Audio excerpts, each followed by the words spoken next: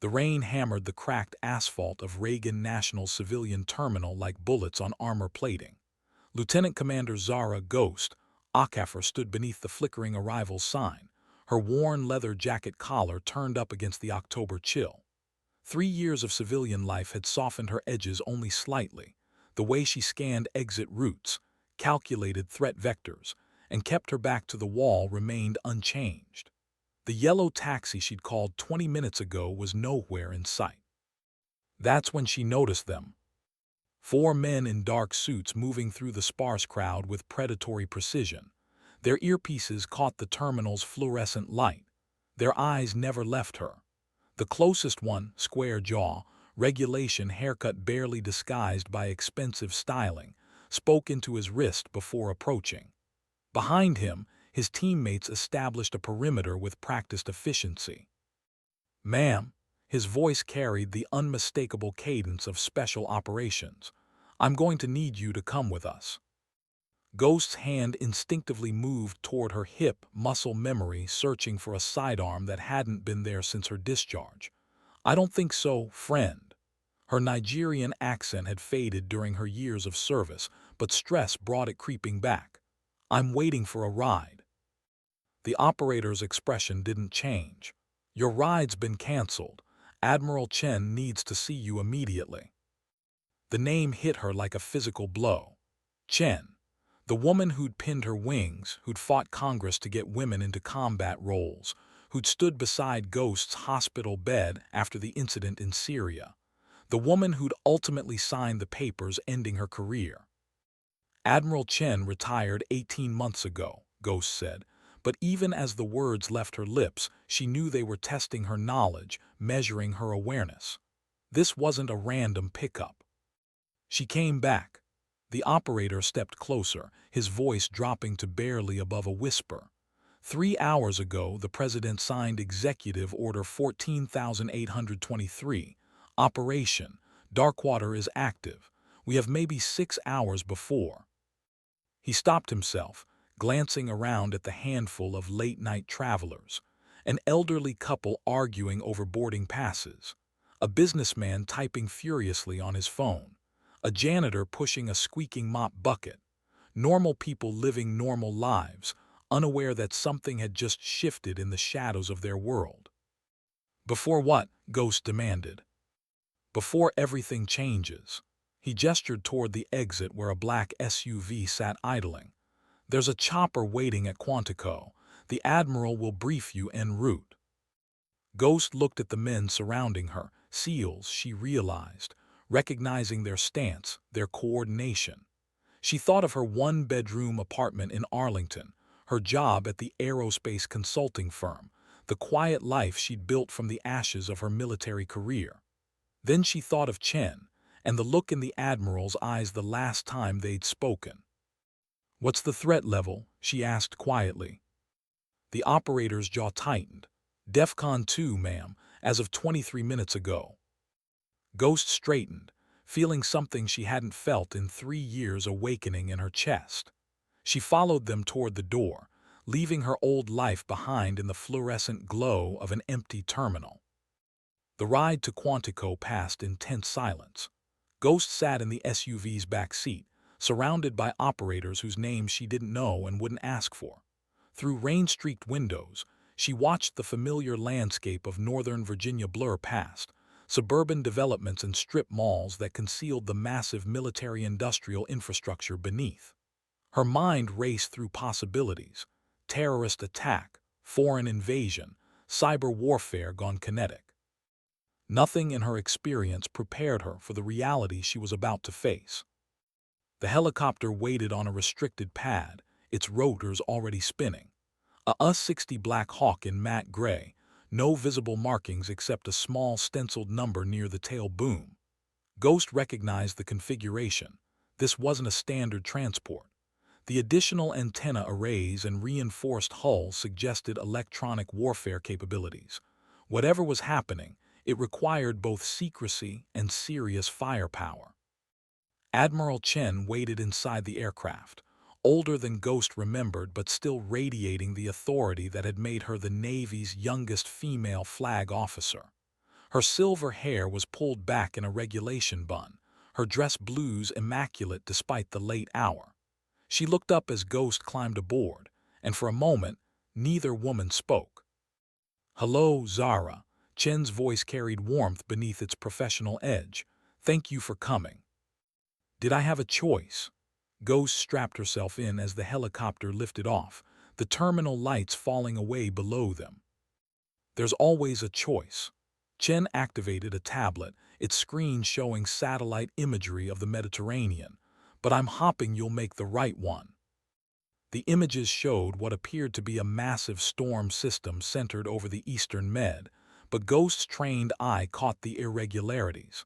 The cloud formations were too uniform, the eye wall too perfect. This wasn't weather. "What am I looking at, Admiral?" 3 hours ago, our early warning systems detected an anomalous energy signature over international waters. Initially, we thought it was a new kind of EMP weapon, Russian, maybe Chinese. Chen swiped to the next image, this one showing radar returns that defied conventional physics. But the energy patterns don't match any known technology. Ghost studied the data, her engineering background filling in gaps her pilot training had left. These readings suggest something with the mass of a carrier battle group, but the radar signature of a stealth fighter. That's impossible. 24 hours ago, I would have agreed. Chen's expression darkened. Then we lost contact with the USS Ronald Reagan. The words hung in the cabin air like smoke. The Reagan was a nuclear-powered supercarrier, home to over 5,000 sailors and Marines. It didn't just disappear. Lost contact how? Complete communications blackout. No mayday, no distress signal. One moment they were conducting routine patrols, the next, nothing. Chen showed her the final transmission logs. Their last position was directly beneath this energy signature. Ghost felt ice forming in her stomach. Survivors. Search and rescue found debris, personal effects, life rafts deployed but empty. Chen's voice remained steady, but Ghost caught the tremor beneath. No bodies, no sign of the ship itself. The helicopter banked east, heading toward the coast. Through the windows, Ghost could see the lights of Washington fading behind them, replaced by the dark expanse of the Atlantic. Somewhere out there, something had made an entire aircraft carrier disappear. "Why me?" Ghost asked quietly. "I've been out for 3 years. My security clearance expired, my flight status is inactive. You've got active-duty pilots who have never encountered anything like this." Chen leaned forward, her eyes intense. "You have." "Syria." The word hung unspoken between them. Ghost closed her eyes, remembering the mission that ended her career, the encounter that military psychiatrists had dismissed as combat stress and hallucinations. She'd seen something over the desert that night, something that didn't belong in any pilot's manual or threat assessment briefing. "That was different," Ghost said finally. "Was it?" Chen activated another file, this one showing energy readings from 3 years ago. The patterns were identical. The Black Hawk descended toward a carrier deck that materialized out of the darkness. USS Gerald R. Ford, the Navy's newest and most advanced supercarrier. Flight deck personnel guided them to a landing spot between 2 F-35C Lightning IIs, their engines whining as they prepared for launch. The controlled chaos of night operations surrounded them. Yellow-shirted aircraft handlers, purple-shirted fuel crews, green-shirted maintenance personnel. Everyone moving with purpose, everyone aware that something unprecedented was happening. Admiral Chen led Ghost through passageways that smelled of jet fuel and ocean spray, past briefing rooms where officers hunched over classified documents and tactical displays.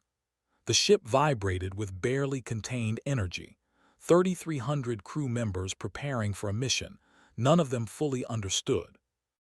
They arrived at the ship's intelligence center, a windowless compartment filled with monitors and communication equipment.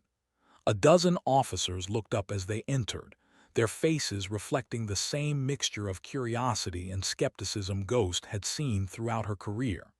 She recognized the look. Another has been being dragged back for a hopeless mission. "Ladies and gentlemen," Chen announced, "this is Lieutenant Commander Akafor, call sign Ghost. She'll be leading the reconnaissance mission." A Marine colonel with graying temples spoke first. "Admiral, with respect, we have active pilots with current certifications. Commander Akafor has been civilian for 3 years, 2 months, 16 days, Ghost finished. "I know exactly how long I've been out, Colonel. What I don't know is why you need someone who's been grounded for psychiatric reasons to fly a mission your best active pilots apparently can't handle." The room fell silent. Chen nodded approvingly. Ghost hadn't lost her edge. "Because," Chen said, pulling up a classified file on the main screen, 3 years ago, Lieutenant Commander Akafor encountered an unknown aerial phenomenon over Syria. Her after-action report described technology that defied conventional physics. Her recommendations for new engagement protocols were dismissed as trauma-induced delusions. The screen showed Ghost's original report, redacted lines revealing the military's skepticism.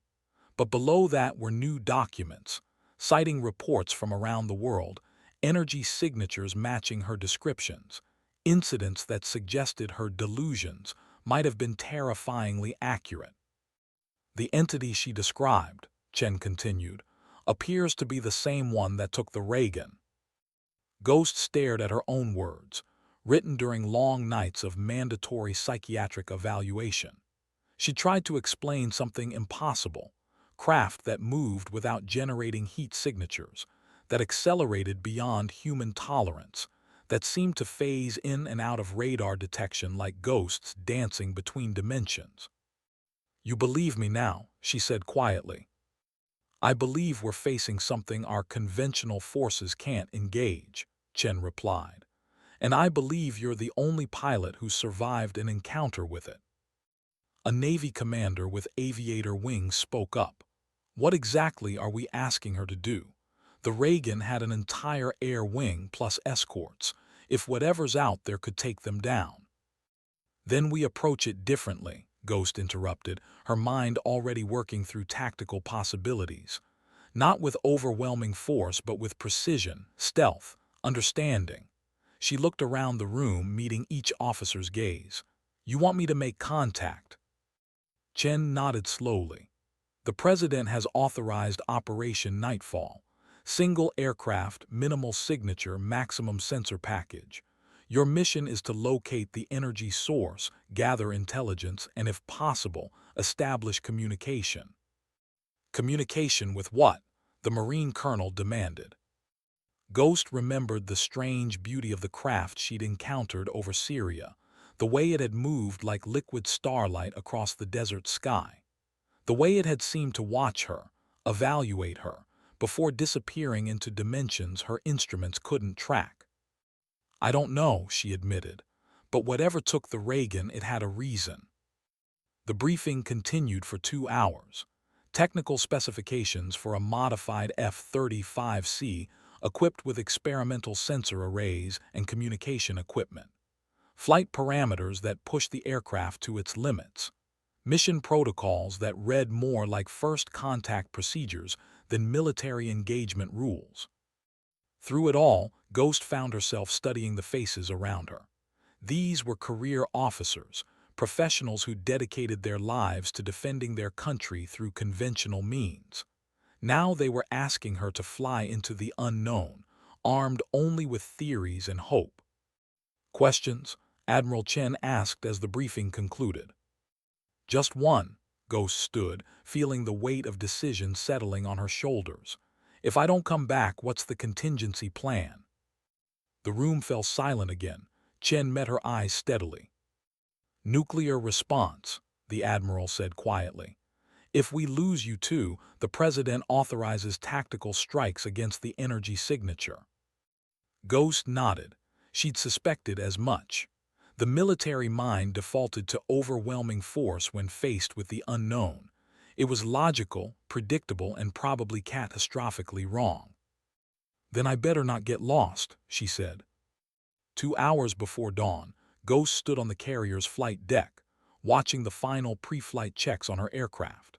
The F-35C Lightning II gleamed under the deck lights, its angular surfaces designed to deflect radar while concealing some of the most advanced avionics ever developed. Additional modifications were visible to her trained eye: extra antenna arrays, reinforced sensor housings, equipment she'd never seen before. The plane captain, a petty officer with 20 years of experience maintaining naval aircraft, looked skeptical as he walked her through the modifications. "Ma'am, some of this gear is still experimental. The quantum communication array hasn't been fully tested, and the energy signature dampeners could interfere with your flight controls." Ghost ran her hand along the aircraft's skin, feeling the slight vibrations of the carrier's engines through her palm. "What's your assessment, Chief?" "Honestly, you're flying a prototype into conditions we don't understand, carrying equipment that might not work, to make contact with something that destroyed an entire battle group." He paused, studying her face in the deck lighting.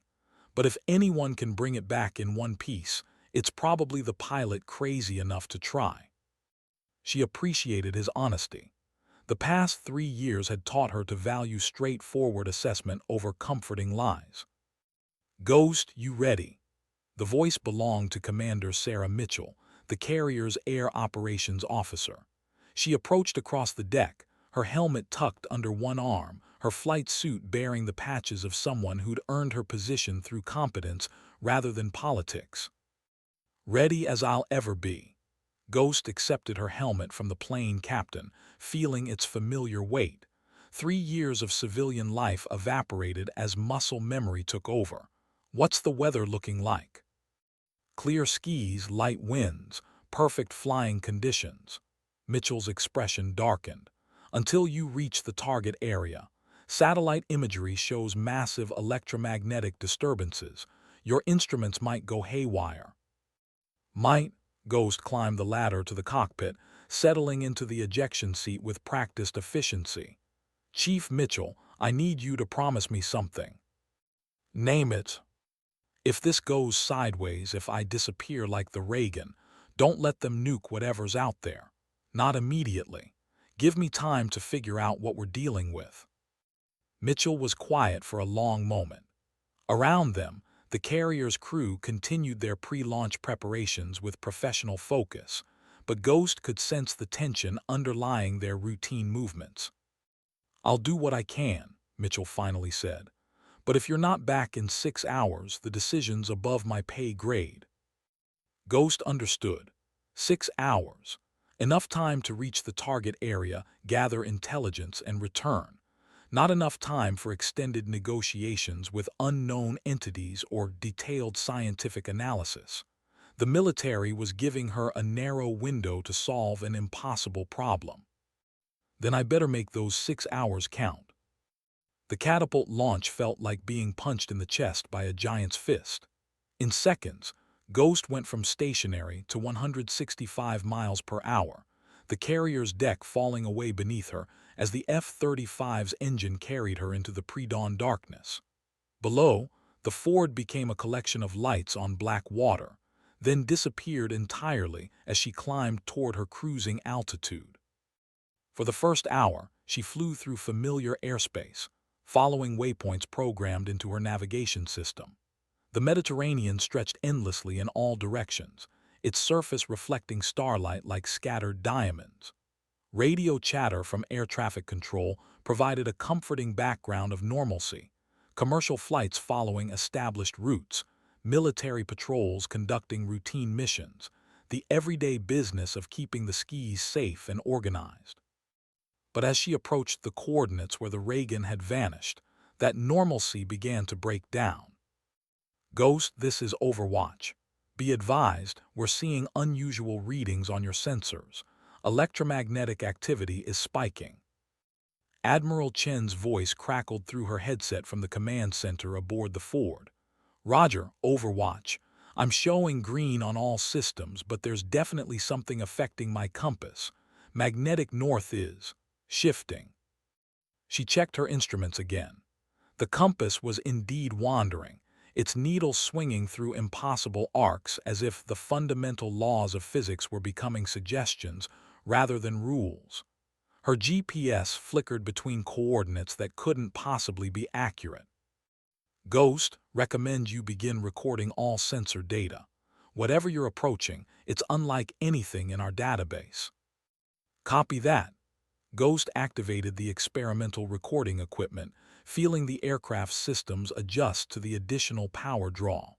Overwatch, I'm going to try to establish visual contact, switching to manual navigation. Flying without electronic assistance required skills that few modern pilots possessed, but Ghost had trained in older aircraft before transitioning to advanced fighters. She used celestial navigation and dead reckoning, methods that had guided aviators since the earliest days of flight. The irony wasn't lost on her, investigating advanced alien technology using techniques developed before the invention of radar. 20 minutes later, she saw it. At first, it appeared to be nothing more than a disturbance in the water, a circular pattern of waves radiating outward from a central point. But as she descended for a closer look, the disturbance resolved into something that challenged her understanding of reality. The water wasn't just disturbed, it was displaced, pushed upward into a perfect dome nearly 2 miles in diameter. Within that dome, Ghost could see the unmistakable outline of a naval vessel, suspended in what appeared to be a bubble of air and light. Overwatch, are you getting this telemetry? Static answered her. She checked her communication equipment, but all systems showed green. The radio waves simply weren't reaching the Ford, blocked by the same energy field that was holding the Reagan in a sphere of displaced ocean. Ghost circled the phenomenon, her cameras recording everything while her mind struggled to process what she was seeing. The aircraft carrier sat upright in the center of the dome, its flight deck clearly visible, aircraft still parked in neat rows. But there was no movement, no sign of the thousands of people who should be manning the ship. As she completed her second orbit, something else became visible within the dome, structures that definitely weren't part of the Reagan's design. Crystalline formations grew from the water around the ship, reaching toward its hull like frozen lightning. They pulsed with internal light, creating patterns that seemed almost like communication, Ghost whispered to herself. The realization hit her with startling clarity. The crystalline structures weren't weapons or containment devices. They were some kind of interface, reaching toward the human vessel like fingers extended in greeting. Whatever had created this dome wasn't trying to destroy the Reagan, it was trying to understand it. Ghost made a decision that would have gotten her court-martialed under normal circumstances. Instead of maintaining safe distance and gathering intelligence from afar, she descended toward the dome, her fighter's sensors recording energy readings that spiked off every scale. The moment her aircraft touched the dome's surface, everything changed. Light exploded through her cockpit, not the harsh glare of weapons fire but something gentler, more curious. Her instruments went wild for a moment, then stabilized at readings that made no sense according to known physics. The engine continued running smoothly, but according to her fuel gauge, it was no longer consuming fuel. Her altimeter showed she was simultaneously at sea level and 30,000 feet. Interesting, she said aloud, her voice calm despite the impossibility of her situation. 3 years of civilian life had given her perspective on her military career, including the incident over Syria that had ended it. She'd learned to accept uncertainty, to find stability in chaos. The dome accepted her presence without resistance, allowing her to pass through its barrier like it was made of light rather than displaced ocean. Inside, the air itself seemed alive, shimmering with energy patterns that reminded her of aurora displays. Her aircraft responded to controls normally, but she could feel something else guiding her flight path, gentle suggestions rather than forced commands. She approached the Reagan cautiously, using short radio bursts to try establishing contact with the ship's crew. No response, but as she drew closer, she could see figures moving on the flight deck. They appeared to be going about their duties normally, unaware that they were suspended in a bubble beneath the Mediterranean Sea. Time distortion, Ghost realized. They don't know they're trapped. A new presence entered her consciousness. Not a voice, not exactly a thought, but something between the two. It felt ancient and curious, like an explorer from another dimension examining something fascinating and strange. You are different from the others. The communication bypassed her radio entirely, appearing directly in her mind with crystalline clarity. Ghost had expected this, had prepared for it during the long nights of psychiatric evaluation after Syria. "I've met your kind before," she said aloud, knowing somehow that her words would be understood. "Over the desert, you were watching us. Learning, your species fights with tools and patterns we find. Interesting. But you flew alone that night and you saw us truly." Ghost remembered the moment of contact over Syria, the brief instant when her F-18 had been surrounded by impossible craft that moved like living light. Military psychiatrists had dismissed her account as hallucinations brought on by combat stress, but the memory had remained vivid and consistent through 3 years of doubt. "What do you want with us?" The presence shifted, and suddenly Ghost could sense vast intelligence behind the communication, minds that had crossed impossible distances to study humanity's first tentative steps into space. "Your species stands at a threshold. Some seek to reach beyond their world, while others turn to warfare and destruction. We observe to understand which path you will choose." And the Reagan, her crew, unharmed, suspended in accelerated time while we study their vessel and intentions. They will be returned when our investigation concludes. Ghost felt relief wash over her, followed immediately by concern. "How long is your investigation going to take?" The presence paused, and Ghost sensed consultation with others of its kind, a discussion conducted at speeds and in dimensions beyond human comprehension. "In your time measurement, perhaps weeks, your military leaders grow impatient. They prepare weapons of great destructive power. Nuclear response. Admiral Chen's contingency plan would turn the Mediterranean into a radioactive crater if Ghost didn't return with answers. The irony was bitter. Humanity's first contact with advanced alien intelligence might end in mutual annihilation, because neither species fully understood the other's intentions. "I can help you understand us," Ghost offered, "but you have to release the Reagan. My people won't wait much longer." "You would speak for your entire species." "I would try." Ghost thought of Admiral Chen, of the officers aboard the Ford, of the billions of people who had no idea their future hung in the balance above the Mediterranean. "But I need to get back to my carrier first. They need to know their people are safe." The presence withdrew slightly, and Ghost felt the dome around her begin to shift. The crystalline structures connected to the Reagan pulsed with new patterns, and she watched in amazement as the displaced water began to settle back toward sea level. "We will release the vessel gradually, allowing your people time to understand they have been preserved rather than harmed. You will return and explain our purpose. And if they don't believe me, if they attack anyway, then we will protect ourselves, but we hope for a different outcome." The dome continued dissolving around her, reality reasserting itself with a sensation like surfacing from deep water. The Reagan settled gently onto the sea's surface, its normal operations resuming as crew members slowly realized they had lost several hours of time. Ghost climbed back through the dissipating energy field, her aircraft systems gradually returning to normal function. As she broke clear of the alien influence, her radio crackled back to life. Ghost, respond immediately."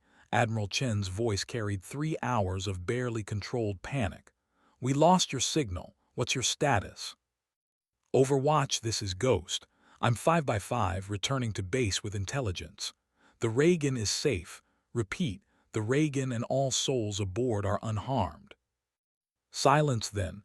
Ghost, we're showing the Reagan on our screens. She just appeared. What the hell happened out there? Ghost looked back toward the coordinates where she'd made first contact. The Mediterranean appeared normal now, just another stretch of blue water under the morning sun. But she knew the observers were still there, watching, waiting to see how humanity would respond to the knowledge that we weren't alone. It's a long story, Admiral. I'll brief you when I land. But even as she said it, Ghost wondered if any briefing could prepare the world for what she'd discovered. Humanity had just learned it was being evaluated by intelligences beyond its comprehension. The question now was whether that evaluation would end in partnership or extinction. The flight back to the Ford gave Ghost time to process what had happened and prepare for the most important briefing of her career. Below her, the Reagan steamed steadily toward the rendezvous point, its crew undoubtedly confused by their missing time, but otherwise unharmed. Radio chatter indicated normal operations resuming, a good sign that the alien intervention had left no lasting damage. But as Ghost approached the carrier, she realized the real challenge was just beginning. How do you explain first contact with an advanced alien civilization to military leaders trained to think in terms of threats and tactical responses? How do you convince them that the beings who had effortlessly captured an entire aircraft carrier were offering partnership rather than conquest? Her landing on the Ford was routine, too routine, considering she just returned from an encounter that would change human history. The deck crew guided her to a parking spot with their usual professionalism, unaware that the pilot they were recovering had just spoken with representatives of an alien civilization. Admiral Chen waited in the briefing room with the same officers who'd questioned Ghost's qualifications 12 hours earlier. Their expressions ranged from skeptical to hostile, and she realized that her claims about alien contact would face the same institutional resistance she'd encountered after Syria. "Report, Commander," Chen said without preamble. Ghost connected her aircraft's data recorder to the briefing room's main display, knowing that sensor readings would carry more weight than her personal account. The screens filled with energy signatures, electromagnetic readings, and visual recordings that defied conventional explanation.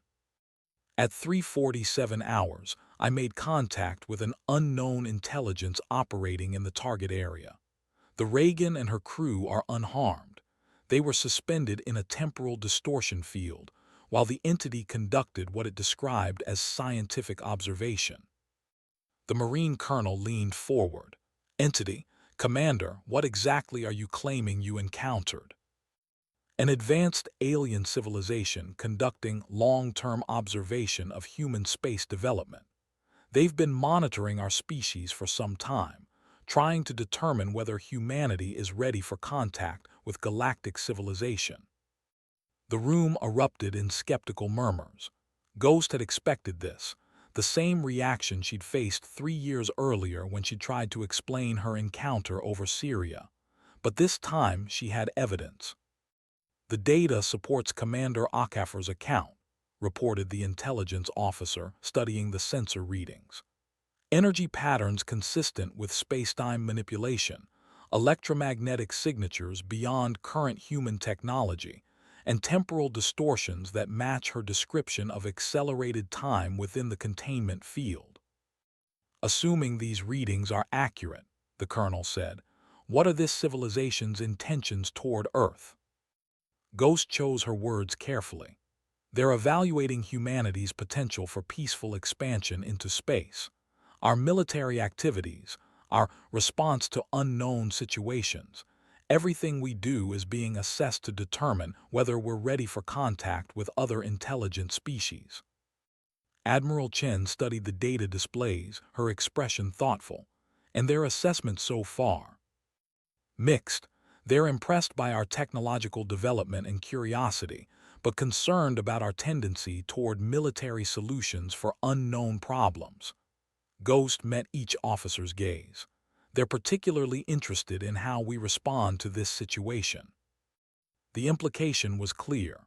Humanity's first contact scenario was also its first test. The aliens weren't just studying human technology. They were evaluating human wisdom, judgment, and capacity for peaceful coexistence. "Ma'am," the intelligence officer spoke up, "we're receiving a priority transmission from the Reagan. Admiral Morrison requests immediate communication with Fleet Command." Chen activated the communication link. Admiral Morrison's voice filled the briefing room, tense with barely controlled confusion. "Command, we've experienced an unprecedented situation. My crew reports a gap in their memory, approximately 4 hours of missing time. Our last clear recollection is from 3:30 hours. We found ourselves surfaced in open water with no memory of how we got there." "Admiral Morrison, this is Admiral Chen. We're aware of your situation. What's the status of your crew and vessel?" "All hands accounted for, no injuries, no equipment damage. But something happened to us out here, something our instruments can't explain. We're detecting residual energy signatures that don't match any known technology." Ghost looked at Admiral Chen, seeing the weight of decision settling on the older woman's shoulders. The truth about alien contact would eventually become known. The Reagan's crew would piece together fragments of memory. Scientists would analyze the energy signatures, and questions would demand answers. "Admiral Morrison, maintain your current position and prepare to receive a classified briefing team. Do not, repeat, do not discuss your missing time with anyone outside your senior staff until further notice." "Understood, Command. Morrison out." The communication ended, leaving the briefing room in tense silence. Ghost knew what everyone was thinking. How do you classify something this big? How do you prepare humanity for the knowledge that we're being watched and evaluated by alien intelligence? "Recommendations," Chen asked the room. The Marine colonel spoke first. "Immediate threat assessment.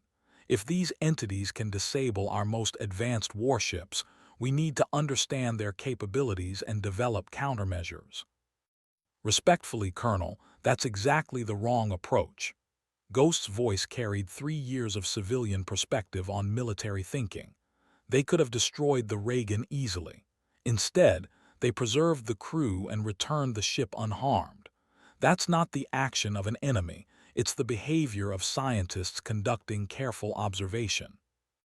"Or predators studying prey," the colonel countered. Ghost shook her head. "I was in direct mental contact with their representative. I felt its thoughts, its intentions. This civilization has technology that makes our most advanced weapons look like stone tools. If they wanted to destroy us, we'd already be dead." Admiral Chen raised a hand for silence. "Commander Akafor, what are their expectations for our next move?" "They want to establish formal contact, but they're waiting to see how we handle the knowledge of their existence. If we respond with fear and aggression, they'll withdraw and continue observing from a distance. If we demonstrate wisdom and peaceful intentions, they'll make themselves known to the world," Chen finished. "First contact, official diplomatic relations with an alien civilization." The weight of that possibility settled over the room. Every officer present understood they were potentially witnessing the most significant moment in human history. Not just the discovery that we weren't alone, but the opportunity to join a larger community of intelligent species. "There's more," Ghost continued. "This isn't humanity's first test. They've been observing other emerging civilizations, and they've seen how contact can go wrong. They're being careful because they've learned that premature revelation can destabilize entire species." She thought of the presence she'd encountered, its vast age and patient wisdom. How many other worlds had they watched? How many civilizations had failed their evaluation? "How long do we have to decide?" Chen asked. "They didn't specify, but I got the impression that they'll wait as long as it takes for us to prove we're ready. The question is whether we can demonstrate the wisdom they're looking for before our own military instincts push us toward a confrontational response. Admiral Chen stood, her decision evident in her posture. I'm calling the president. This is beyond military authority. It's a decision for the entire human species. As the officers filed out of the briefing room, Ghost remained behind, staring at the data displays that showed energy signatures beyond human understanding. 3 years ago, her encounter over Syria had ended her military career and left her questioning her own sanity. Now, those same hallucinations might be humanity's path to the stars. The next 72 hours would determine whether humanity joined the galactic community or remained isolated on a single world, watched from afar by civilizations that had moved beyond the need for war. Ghost had delivered humanity's first message to the stars. Now she could only wait to see how her species would choose to respond. In a secure conference room deep within the Pentagon, President Matthews listened to Admiral Chen's briefing with the focused attention of someone accustomed to making decisions that affected millions of lives. The wall-mounted screens displayed Ghost's sensor data, satellite imagery of the Reagan's mysterious displacement, and classified files documenting unexplained aerial phenomena dating back decades.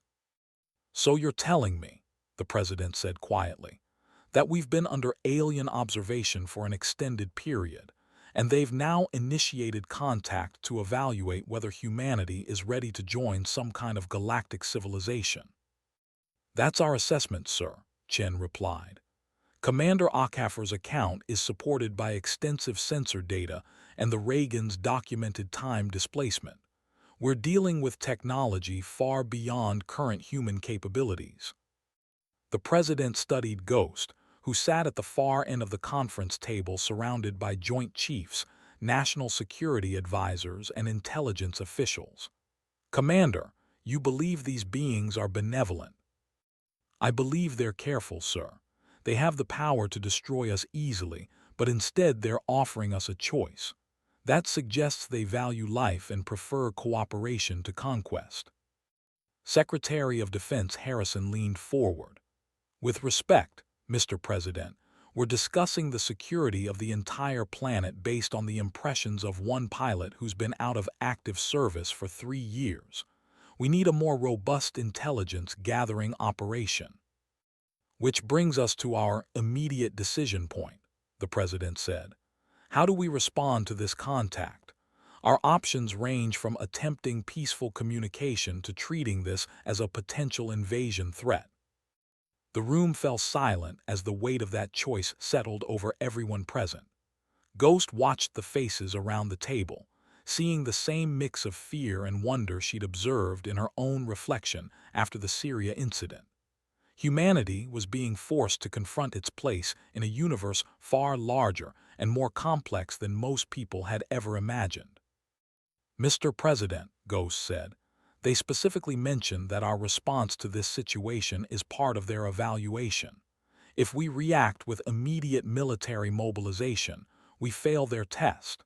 If we approach them with scientific curiosity and diplomatic intentions, we demonstrate the wisdom they're looking for." "And if we guess wrong?" Secretary Harrison asked. "If this is some kind of elaborate deception designed to leave us vulnerable to attack?" "Then we're already lost," Ghost replied bluntly. "A civilization that can manipulate space-time and suspend an aircraft carrier in a temporal bubble doesn't need deception to defeat us. They're offering us a choice because they want us to choose correctly, not because they're afraid of our military response." General Morrison, chairman of the Joint Chiefs, spoke for the first time. "Commander Akhafer, in your assessment, what would constitute an appropriate response?" Ghost had been thinking about this question during the flight back from the encounter. "Establish a formal communication protocol. Designate a small team of scientists, diplomats, and military observers to serve as humanity's first contact delegation. Demonstrate that,